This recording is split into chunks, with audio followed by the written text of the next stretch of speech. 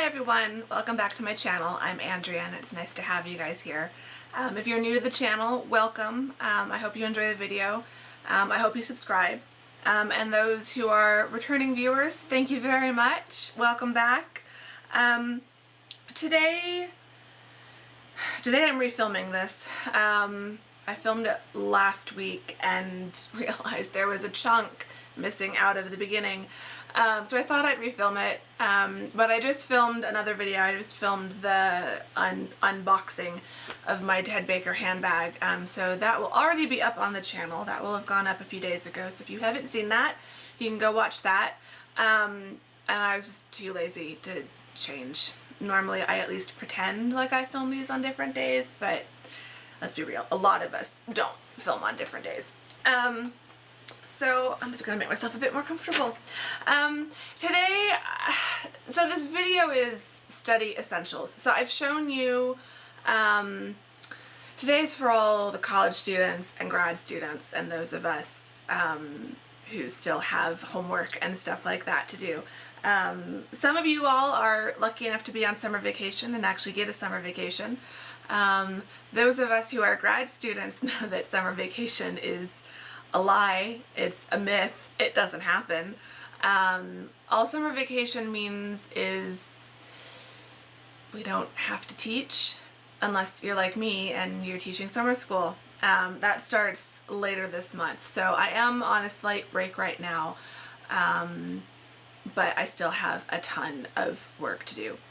So I've shown you what's in my Mochi organizer and what's in my pencil case, but as I've been sitting down to do my comps reading, I kind of realized that I seem to have a kind of routine, or at least a certain way I like to have things set up when I'm sitting down to do a lot of reading or studying. I mean, I don't do a lot of studying because I don't do tests, so it's more reading and like looking over notes and stuff. But anytime I'm doing some kind of reading, research, study session like that, there is sort of a way that I like to have things. And I feel like everyone finds their own thing, their own setup, but I thought I'd share mine because I've noticed that this does kind of translate whether I'm reading at home, if I'm at my parents' house, if I'm at Starbucks.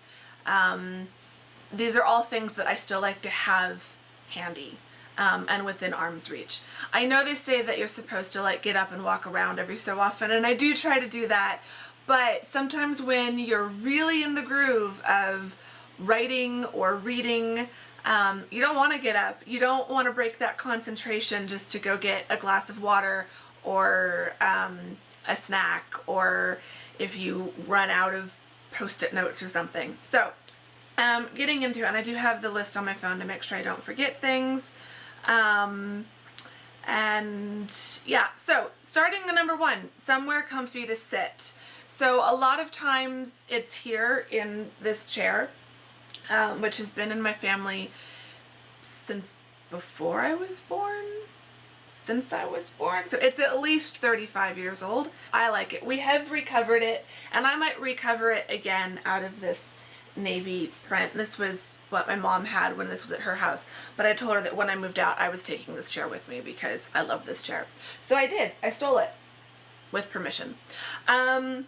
Sometimes I read in bed, depending on the time of day, because I have fallen asleep while reading in bed.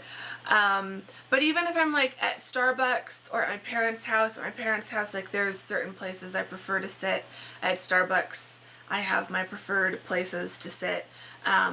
Especially during the summer. Right now, I don't sit anywhere near a window. It's too bright and it's too hot, and I get uncomfortable and I get a headache. So somewhere comfortable where you can be comfortable, but not too comfortable, because if you're, it's a little bit like Goldilocks. If you're too comfortable or not comfortable enough, it's not gonna work. So you've got to find that spot that's just right. So somewhere comfortable to sit is number one. Then you want to make sure you've got anything you will need for your study session. So any highlighters, all my different kinds of post-it notes, a pen, because I use all of these while I'm reading. Another thing, as I'm noticing now, sitting here filming my second video of the day, water. You want to have water. You want to be hydrated. You want to make sure that you are drinking consistently throughout your study session. I actually have an app that lets me track how much water I'm drinking, and it gives me reminders. Like, I think I've got it set for every hour. So it's definitely a good reminder. If that little alert goes off and I haven't had a sip of water, I make sure that I, chug like half of this or something. But then also sometimes having coffee or tea or an iced coffee here in Arizona right now. So even when I'm at Starbucks and I've ordered a coffee drink, even if it's like a venti coffee, I'll also have my water with me, and I'll be drinking both because they serve different functions. Snacks. Snacks are important. You want to make sure you keep your blood sugar levels stable. So I have a habit of, when I'm studying, I will sometimes sit down and 3 hours will go by and I'll realize that I've missed lunch and I'm now starving. So making sure that you are giving yourself breaks during a mealtime and making sure that you have some kind of small snack, especially something that is not going to just make you have a sugar crash. Having a plate with like some apple slices, some nuts, a few slices of cheese, things that I can just nibble on. Another favorite of mine is just a giant bowl of popcorn. Which is probably not always the healthiest snack, but there are definitely less healthy snacks you could go for. So I'll keep my popcorn. And then headphones is another thing. So sometimes I'll use, like if I'm at Starbucks, well, even at Starbucks, sometimes I'll use the little ones that come with the iPhone. But I do like the larger over-the-ear headphones, and these are a nice pair of Sony ones that I got. They're not noise canceling, but they still do a pretty good job of blocking out the noise. So when I'm at Starbucks, I don't mind the kind of cafe chatter, and this dulls it down just enough that it's in the background and it's the level that I like, because I do need some kind of background noise. But I'm not overhearing everyone's conversations and getting distracted by that. But even at home, I use these. Because what I've noticed is it blocks out the sound of my air conditioning and makes that less distracting. And it blocks out the sound of people going up and down the stairs here at my apartment complex, my neighbors, delivery people. So it lets me stay focused on the reading and on what I'm doing, and I don't get distracted by random not so nice noises. So headphones are great, even if you're working at home, because there are lots of distracting noises even at home that you don't want to have. Another thing I like is a focus app, or a timer. So you do want to make sure that you're giving yourself some breaks. Try to get up and walk around during those breaks, but even if you don't, just giving yourself a mental break. So you can just set the timer on your phone for, 25 minutes is a good one, but it's part of the Pomodoro method, which is you work for 25 minutes and then you get a 5-minute break. And then every, 4 sessions of 25 minutes, so basically every 2 hours, you then get a longer 30-minute break. That's kind of how it works basically, but you can tweak that and make it whatever you want.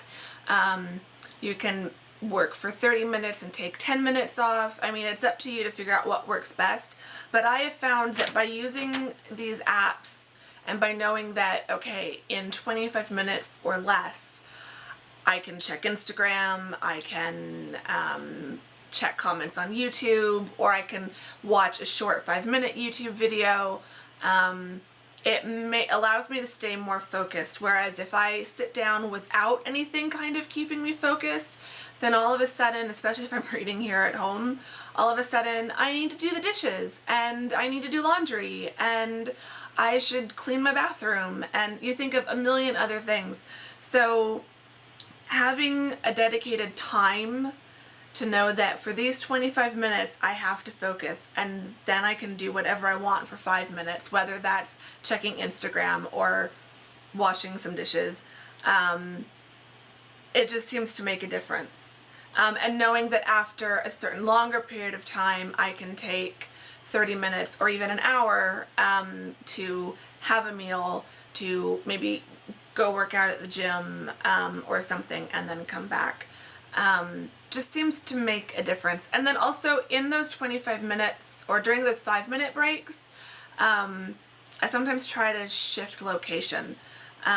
Little less so when I'm working at Starbucks, but if I'm working here at home, I'll do like 2 25-minute sessions here in my chair, and then I'll do a couple sessions in bed, and then I might come out and work at my desk, because then that makes me get up and walk around, and it keeps, because I've been having trouble with my back and my hips, it keeps my body from getting locked in the same position for too long. Because even if I stand up and walk around for a few minutes, if I sit right back down in this chair and spend the whole day sitting in this chair, that's not always the best thing.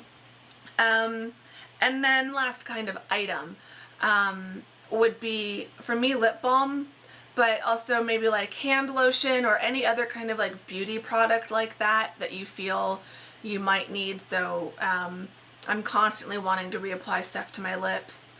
When you're turning pages, your hands sometimes get dried out, especially here in the desert. It's just dry to begin with. So having hand lotion is really good. And having those things nearby so that you're not going, oh damn it, my lips, I need lip balm, but you left it in the other room. So that's good to have. So this video has gotten a bit long and rambly, and my camera is starting to overheat. So I will stop here, but if there are any other, if you have things that you have to work with or that you need when you're doing studying, please put them in the comments below, because I love hearing what other people use to study. Also, if there are any other topics for these grad school themed videos that you would like me to cover, please put that in the comments below. I have ideas and I'm just kind of rambling about how I go through grad school, but if there's specific things that you would like to know my opinion or my take or how I cope with something, put it in the comments and I'd be more than happy to jump that up on the list. And yeah, I hope all of my other grad school viewers are having a productive summer, or it's winter in New Zealand, and I know one of you is in New Zealand, but I hope you're having a productive time, and either staying warm or staying cool depending on where you live, and yeah. We'll get through it. We'll get all the work done. I think that's one of the most important things that I've learned in grad school is no matter how impossible the task seems at any given stage, we always get the work done. The papers always get written, the projects always get graded, the books always get read, everything always gets done, so we should be proud of ourselves for that. So yeah, okay, I will shut up and go, and I will see you all in my next video. Thank you very much for watching. Bye-bye.